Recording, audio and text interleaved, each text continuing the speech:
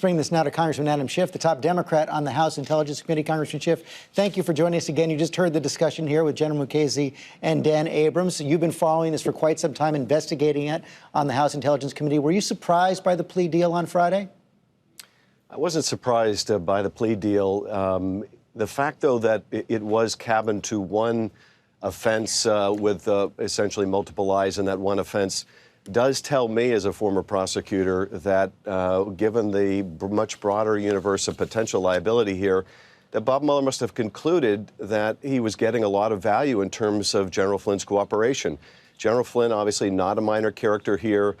So I think this is very significant. I think the fact that in his factual basis for the plea, he sets out that he wasn't acting as a rogue agent, that in fact he was acting with the knowledge and at the direction of people who were senior members of the transition team, I think probably all of which ultimately ended up in the administration, is very significant. And I think it indicates, to me at least, that this is not the end of it by any means. What about that tweet yesterday from the president, who we now have been told that, according to the White House, it was drafted by his attorney, John Dowd, not the president, but the tweet right now still stands?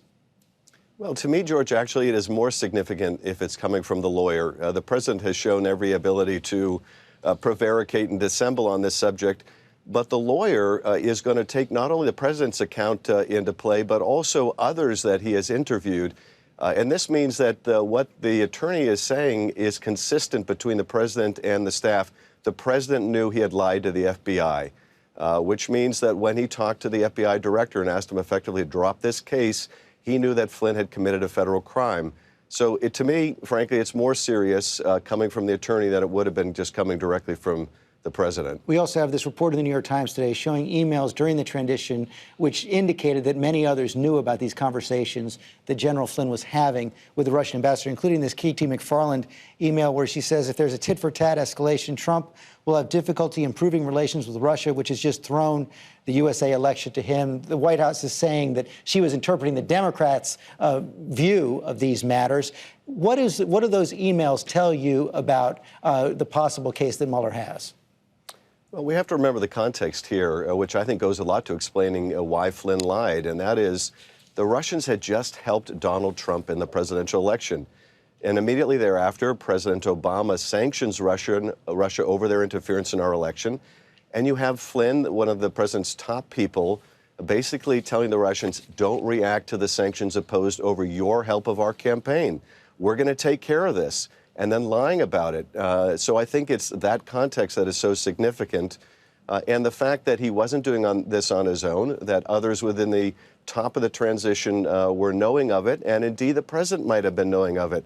The best way to explain the president's reaction when he ultimately did fire Flynn, and the fact that he wasn't upset with Flynn, and the fact that he waited so long to fire him in the first place, and that what he was really upset was the press exposing the lie, would suggest, I think, that the president was knowing of exactly what Flynn did. And the question, I think, for Bob Mueller and for us in Congress is, was this directed by the president? And if it was? And if so, what are the consequences of that? And if Michael Flynn were to testify that these contacts with the Russians were directed by the president, what would that tell you? Because we all know that during transitions, administrations have contacts with foreign officials all the time. Well, what that would tell me is that one of the reasons that he was intervening, the president, that is, with James Comey, was that he knew that this would come to light and that he wanted to protect Mike Flynn lying on his behalf.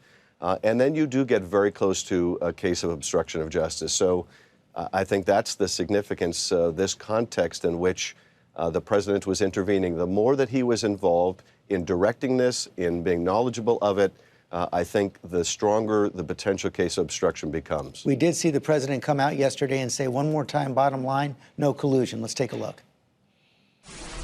What has been shown is no collusion, no collusion. There's been absolutely no collusion, so we're very happy. His attorneys are starting to take it a step further. They're Jay Sekulow to the New Yorker, to Jeffrey Toobin to the New Yorker, laying the groundwork that collusion, even if it were shown, is not a crime. Well, anytime the president has to deny something 3 times in a row raises a profound question about whether it's true. Now here, I think you see the most palpable evidence of a collusion in terms of violating the Logan Act. Now, I agree that's not likely to be prosecuted, but let's look at that. You have the Trump transition conspiring in private with the Russians to subvert the bipartisan policy of the United States, which was to sanction Russia over its interference in our election. And so the question becomes, if they're willing to work secretly and privately at odds with U.S. policy during the transition, were they willing to do it during the campaign? And what we have already seen is that the Russians, through intermediaries, approached members of the Trump team, including Papadopoulos, including the president's son, and said, we possess dirt on Hillary Clinton, and we would like to have a relationship with your campaign. And the campaign responded, we would love to have that. And days after this meeting in Trump Tower, for the very first time, Julian Assange announces he has received the stolen Hillary Clinton emails. So it certainly appears that what the Russians decided was that the way to help the campaign was not giving these emails necessarily directly to the campaign, but publishing them so that the Russians and the campaign could maintain some form of deniability. Now, how explicit that agreement was, if there was that meeting of the minds, would be a conspiracy that Bob Mueller will have to investigate.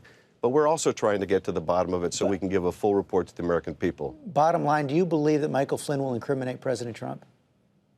Well, I do believe that he will incriminate others in the administration. Otherwise, there was no reason for Bob Mueller to give Mike Flynn this kind of a deal where, even in the factual basis, you can see there are other crimes that could have been charged.